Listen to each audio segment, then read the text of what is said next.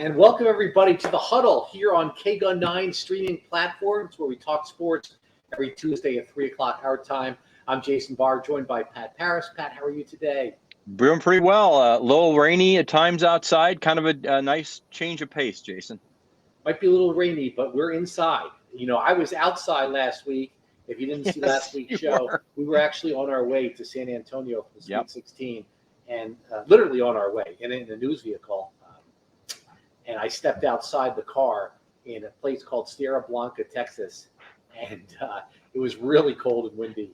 And it was mind over matter for 15 minutes, and we got it done. So yeah, it's a memory. It's a memory for us, Jason. We'll never forget West Texas, Sierra Blanca. We're in the where we only get one bar on the phone. So we're in the comfortable KGUN9 studios, and a lot to talk about and unpack today. We've got a busy Tuesday, so some of the stuff we're going to talk about.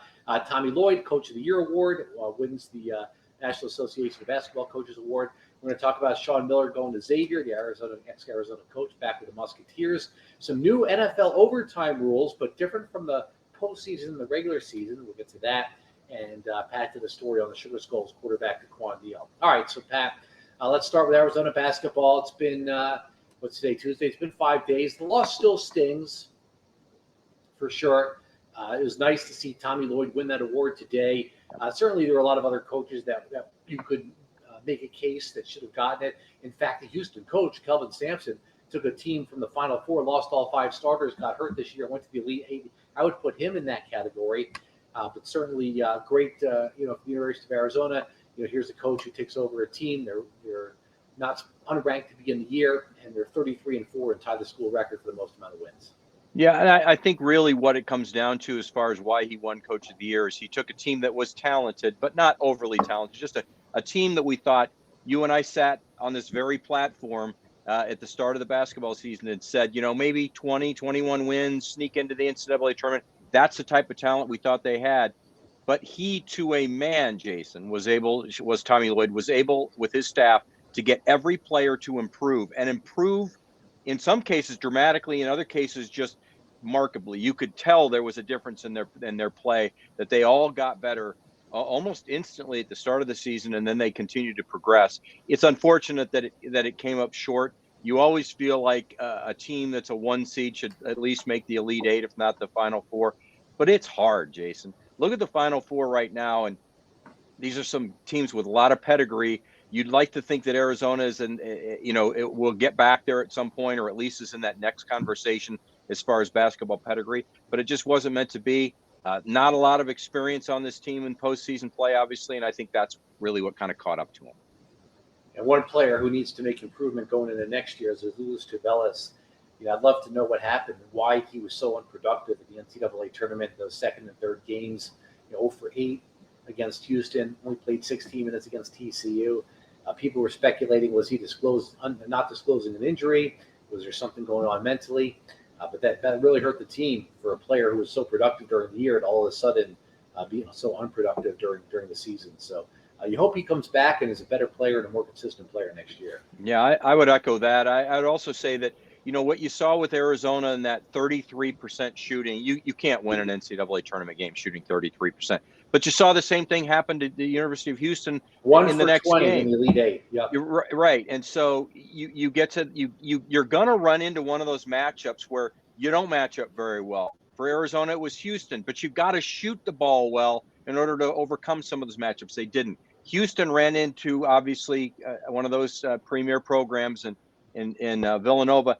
You've got to find a way. You've got to shoot the ball better, and they didn't. And so sometimes it's a matchup that keeps you from being you, but you have to find a way, and it wasn't meant to be. All right, so Arizona's former coach, Sean Miller, takes a job with Xavier, the team he coached before for several years. I think he was with Xavier for 8 years, maybe 4 or 5 as head coach. And he goes back there. Not exactly going back to the same job, because Xavier right now is in the Big East. They were in the Atlantic 10. This seems like a really a good fit for him. It seems like this is a team that's going to embody him, which is like gritty and tough and physical. And you and I listened to the entire news conference actually on the way back from San Antonio, and he didn't mention Arizona that much. He mentioned a little bit it was kind of like, going around the edges here.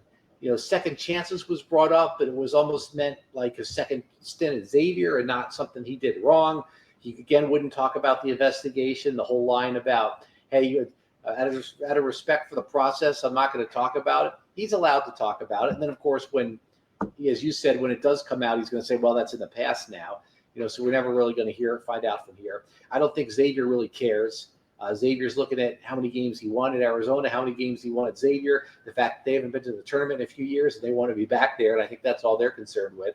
And they're not in a, he didn't do anything over there. So, he's very confident in the news conference, and also kind of maybe even, he's talking about recruiting, and he mentioned how Christian Coloco and Ben Mathward weren't that highly recruited, but he was able to find them, and he expects to do the same thing as Xavier.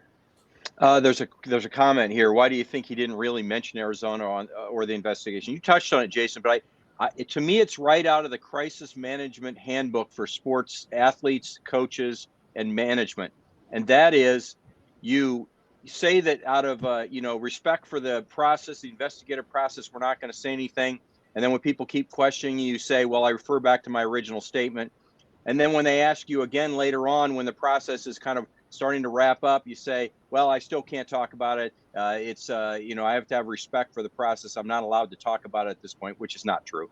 And then once it comes out, and then they always follow it up. And Sean Miller did that the other day. He said, but when it's over, I'll have plenty to say about it. And I'll be able to talk more about it then. But as well as I do, Jason, when it comes to that point, they'll slap the whatever suspension he'll get, because that'll follow him to Xavier, and then he'll say, well, that's in the past, we're moving forward. That's right. And that'll be it. And that'll be it. And then if somebody keeps bringing it up, say, well, I stand by my previous statement. That's it.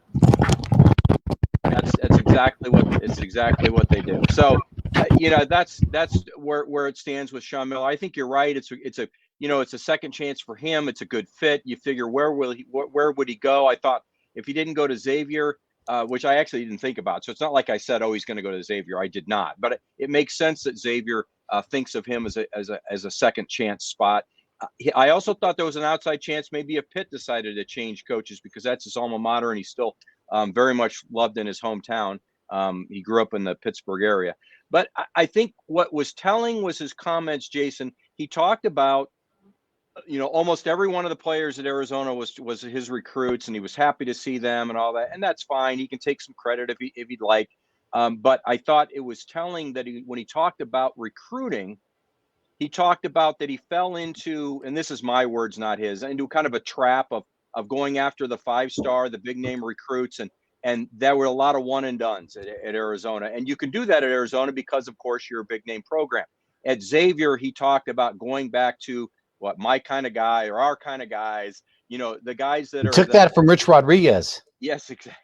But it's that plan of, okay, we're not going to get the 5-stars. We probably won't get a lot of 4-stars. Maybe we can get some 3-stars that we think are going to round into those guys that are going to make a difference.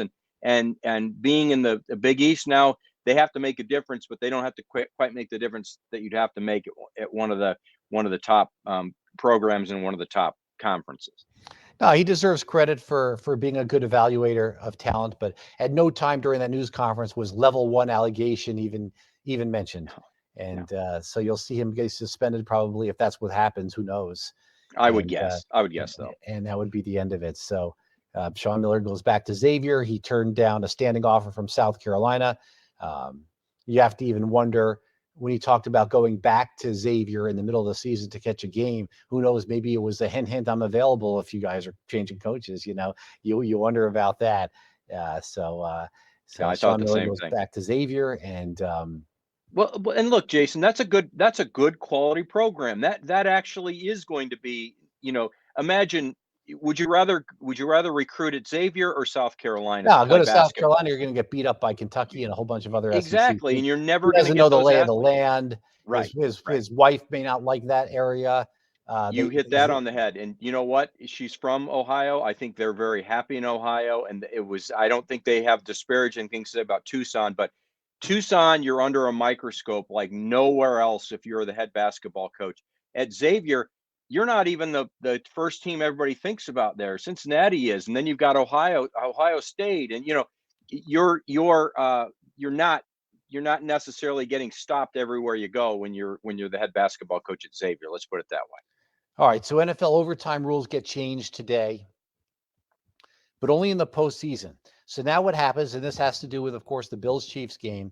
Now if a team scores and gets a touchdown in the postseason in overtime, they're the first team with the possession, they score and they get a touchdown. In the past, the game was over, that team wins. Now the other team is guaranteed a possession in overtime. I think that everybody pretty much agrees with that. That's not where the discussion almost is. The discussion almost is, why aren't they also doing that in the regular season? They're only changing it in the postseason. If you're going to change it in the postseason, you should just change it in the regular season.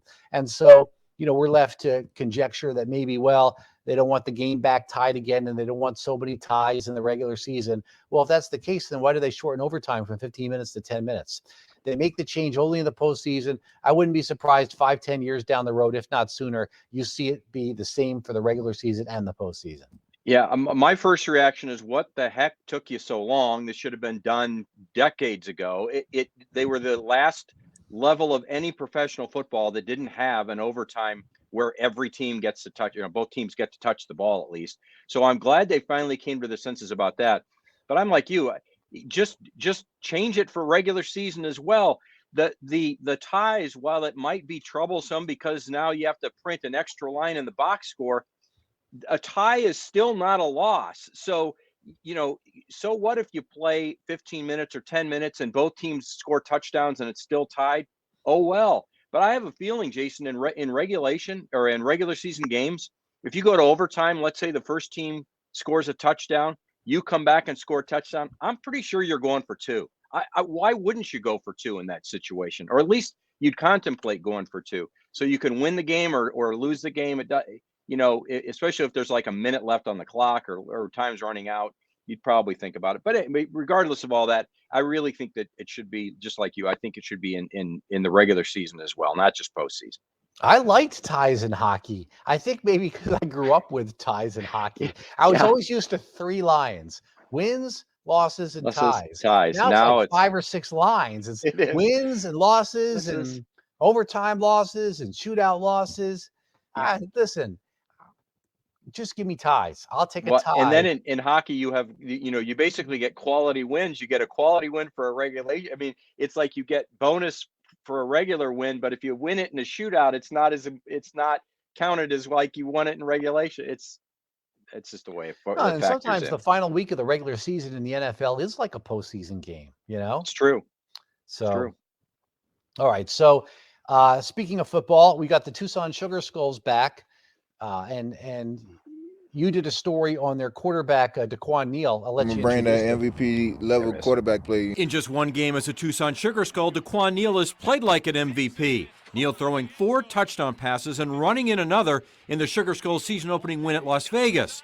Neal has been reunited with Sugar Skulls head coach Dixie Wooten. The two teamed up in Iowa to win the Indoor Football League championship in 2019. Quarterback is the face of the team, so as long as you got a good quarterback and a good head coach, that's a dynamic duo. Neal brings plenty of experience to a position where the Sugar Skulls struggled last season. Everything happens so fast, so it's like you got to kind of know what you're doing before the play even starts. So if you don't, then the speed is just going to take over. He was able to slow things down in 2019, not only winning the United Bowl with the Barnstormers, but also IFL MVP. He's the first rookie to ever win the award. The North Carolina native gives a lot of credit to Dixie Wooten. It's why he jumped at the chance to reunite with the head coach in Tucson. He like a big brother to me. He brought me in and he definitely developed my skills as a quarterback. So now all right, so we pretty much got the gist of that. And basically, Pat, the Sugar Skulls, the quarterback who was going to be the quarterback last year, who was highly regarded, at the last minute couldn't come. And that leaves the team in such a pickle because it's not like there's another great quarterback sitting around. The quarterbacks are already taken for the season. And that really put the Sugar Skulls in a hole last year. Well, this year, it's not that quarterback from before or the guy who came in. This is as you pointed out, this is the MVP from a couple of years ago. And you really saw that in the win on Sunday. Yeah, it definitely elevated the play of quarterback. There's really literally 2 or 3 quarterbacks in this indoor football league that can make the difference in whether you're a legitimate contender for a championship or you're just an also-ran. And last year, because of the situation, they were Demery Croft, and you've got guys that are learning how to play quarterback on the fly. This is not the league to learn how to play indoor football as a rookie and expect to make the playoffs and even have a chance to win the championship. So really, it gets down to now with a guy like DeQuan Neal, you suddenly are in the same talk and discussions as the Arizona Rattlers as perhaps two of the top 3 or 4 teams that are going to have a chance to win it. And I know I sound like I'm all in and I'm just buying what they're selling, but I'm telling you, having covered this indoor game for a long time, you get a guy like DeQuan Neal, it makes the difference, and it's the eye test first and foremost, but then it's the wins and losses. And Jason, they got to win on Sunday at Vegas, a team that already played a game when the Sugar Skulls hadn't played a game yet. And that's a game they would have lost last year. There's just no question they would have lost that game last year. So now you're already in the plus column because you've got a road win. No, that was definitely a good win to start the season. And yeah, when you have a team that's so new, in the first game, you never know how things are going to look. But for sure, that was a good win. And Corey Murphy did a good job at the end of last year. But DeQuan Neal looks like a polished indoor football league quarterback, and he's going to be a great addition to them. Good to see Mike Jones, the running back, back. A couple of guys aren't back from last year.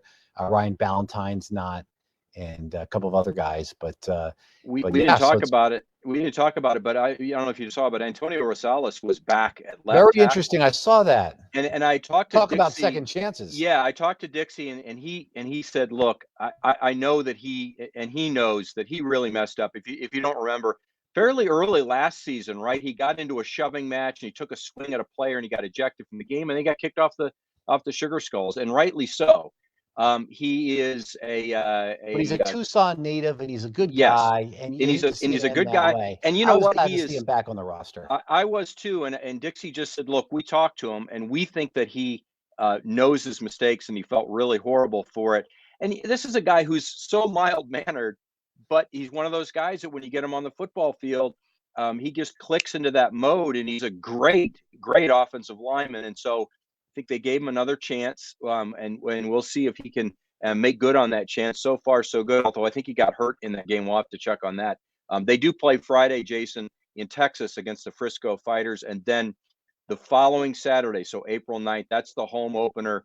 They'll be taking on the San Diego Strike Force, back in the league after taking a year up because of COVID. San Diego's back. Last night, the Rattlers just destroyed San Diego. So we'll see. Should be a good opener on April 9th. Looking forward to that.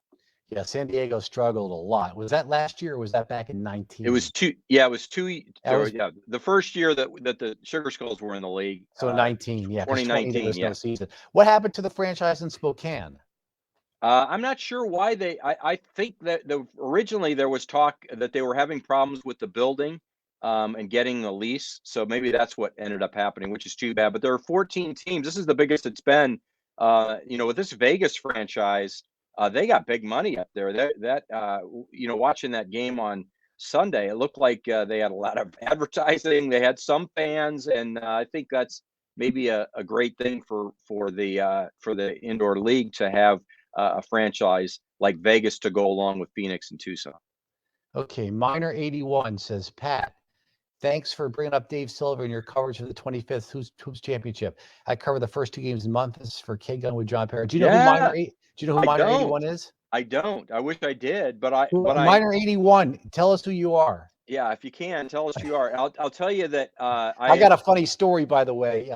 Go ahead, Pat. I just want to say that I had great response to that story. If you haven't checked it out, it's on the KGUN9.com. We're almost at the 25th anniversary. It'll be Thursday. It'll be the 25th anniversary of the Lute Olson National Championship in 1997. And Dave Silver even reached out and said he had forgotten about so much of that stuff and a lot of the video.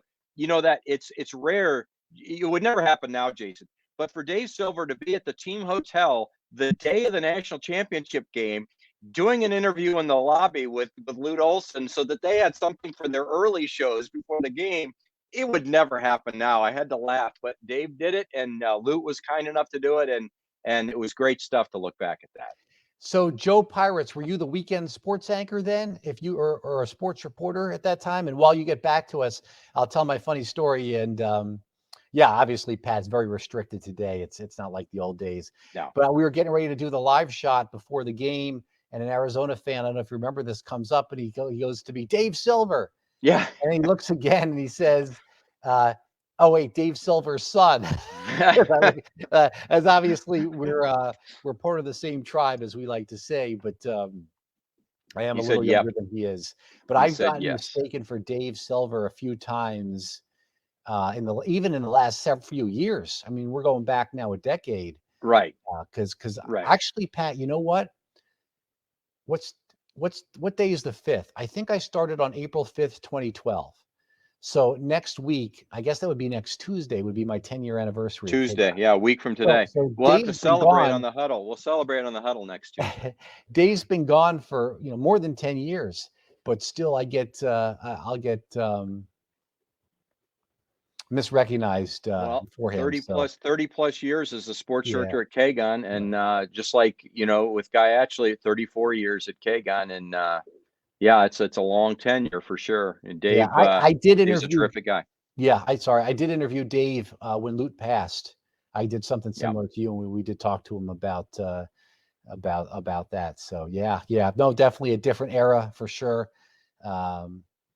You need a weekend sports guy. We do. We do. We do. What have you been up to, Joe Pirates? Well, I'm the only one full-time in sports, but I don't think they're looking at a sports person. No, I don't think But I tell we you are. what, We have Ryan Fish and me yeah, and you Pat and and Ryan do it on the days yeah, I'm not yeah. in. So right now they're not going with that. Yeah, it was great to hear from Minor 81, Joe Pirates. Yeah. That's great. Yeah. Okay. All right, Pat. Let's make sure we don't have any other comments here. Any final? Well, we didn't even talk about Arizona football, but I think we'll be able to do that next Tuesday because we'll be less than a week away from their spring game. But there's some excitement. I mean, you know as well as I do, there's a buzz, and now that we transition from that basketball mode, we get a little spring football mode before we really kind of focus on Arizona baseball and softball. So we'll talk about that next week. But I think it'll be fun. I think that the spring game, I'm looking forward to it. Yeah, T-Mac impressed. I was only there for the first practice because we've been on the road with basketball, but at the first practice, T-Mac, Tedero, and McMillan really impressed, and they've got some exciting players. And Jed Fish has done a very good job in recruiting, certainly in his first year. So terrific. All right. Well, that'll be for next Tuesday. Maybe we'll have a cake or something for me. Yes, well, at least a cupcake. Cupcake. Yeah, we'll do That's that. all I'm worth to you, Pat. Just a cupcake. Well, times are tough, Jason. Times are tough. Inflation. Would have been a cake. Now it's all a you can cupcake. get is a cupcake for the price of a cake last year. That's right. All right. Pat, thanks so much. We're going to get ready for the 5 and 6 o'clock news here. For Pat Parris, I'm Jason Barr. Thanks so much, everybody, for watching and listening here on the Huddle here on KGUN 9 streaming platforms. We'll see you right back here next week at this time.